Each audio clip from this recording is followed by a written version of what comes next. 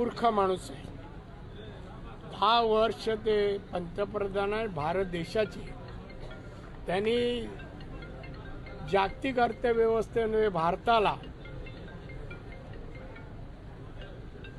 2014 मध्ये जो भारत 14व्या क्रमांकावर होता तो 5व्या क्रमांकावर आणला. अर्थव्यवस्था कळल्याशिवाय का?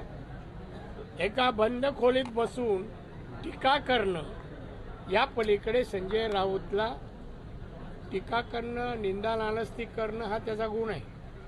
त्यामुळे त्याच्या कुठल्याही वाक्याची टीकेची दखल घेऊ नये असं मला वाटतं. माननीय मोदी साहेबांनी या देशाला नजीकच्या काळात जागतिक अर्थव्यवस्थेत 3ऱ्या क्रमांकावर लवकरच आणतील अशी माझी अपेक्षा आहे. आणि त्यामुळे मोदींमुळेच हा भारत विकसित भारत म्हणून नावारूपाला येणार आहे आणि याची मला खात्री आहे. त्यामुळे संजय राऊत याच्यासारख्या माणसाने अशा विषयावर बोलू नये. तो विषय त्याचा नाही.